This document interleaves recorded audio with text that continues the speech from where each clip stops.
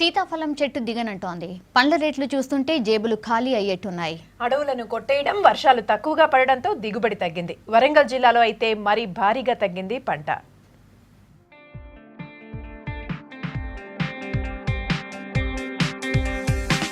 ఒకప్పుడు 10 రూపాయలు ఇస్తే బుట్టెడు సీతాఫలాలు వచ్చేవి.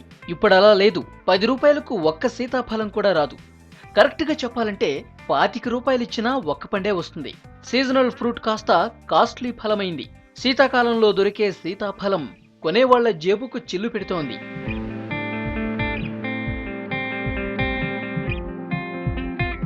గుట్టలు, కొండలు, లోయలు ఏరియా ఏదైనా ఏజెన్సీలో ఎక్కువగా దొరుకుతుంది సీతాఫలం. వరంగల్ జిల్లాలో అయితే ఫుల్లుగా దొరికేవి.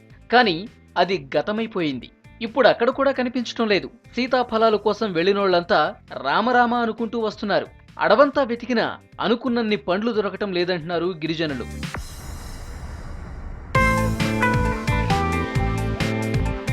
వరంగల్ జిల్లాలోని జనగామ, చేర్యాల, పాలకుర్తి, చిట్యాల, పరకాల, ములుగు, ఏటూరు నాగారం ప్రాంతంలో గుట్టలు ఎక్కువగా ఉండేవి.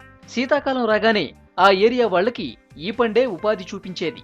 భారీగా దొరికే పండ్లను పక్కనే ఉండే టౌన్ల మార్కెట్లలో అమ్ముకుని బతికేవారు అక్కడి జనం.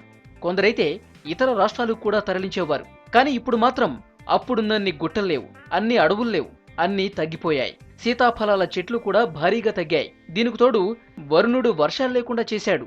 దీంతో పంట తగ్గిందంటున్నారు గిరిజనం.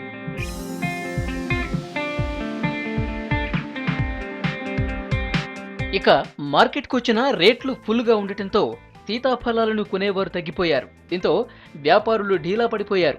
అడవంతా తిరిగి 4 పండ్లు తీసుకొస్తే అమ్ముడుపోవటం లేదంటున్నారు అడవి బిడ్డలు. పంట అమ్ముడుపోక ఇంటికి పోలేక మార్కెట్లలోనే టెంట్లేసుకుని ఉంటున్నామని చెప్తున్నారు. కాలం పోయి పంటలన్నీ పోయినాయి, లేక శిల్ప చెట్లు పట్టి అమ్ముతున్నాం రోడ్డు మీద.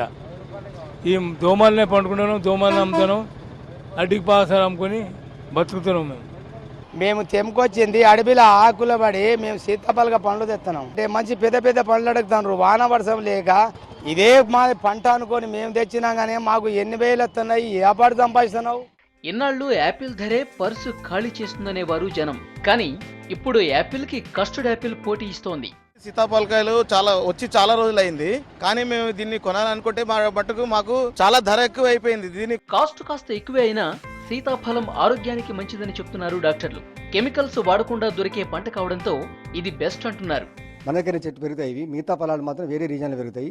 సీతాఫలం చాలా ఆరోగ్యానికి చాలా చాలా మంచిది. దీనిని అనోనేసా ఫ్యామిలీకి చెందింది. దీని అనోనేసా స్క్వామోజా అని కూడా పిలుస్తారు దీన్ని. ఇది దాదాపు 15 నుంచి 28 ఫీట్ల ఎత్తు వరకు గుబురుగా పెరుగుతుంది. రేట్ ఎంతున్నా పండ్లపై ఇష్టమున్న వాళ్ళు మాత్రం కూటున్నారు. కాకపోతే బుట్టెడు కొనేవారు కూడా 1-2 అని లెక్కలేసుకుని తీసుకుంటున్నారు. వానలు లేని ఎఫెక్ట్, అడవులు తగ్గిన ఎఫెక్ట్ సీతాఫలాలపై స్పష్టంగా కనిపిస్తోంది.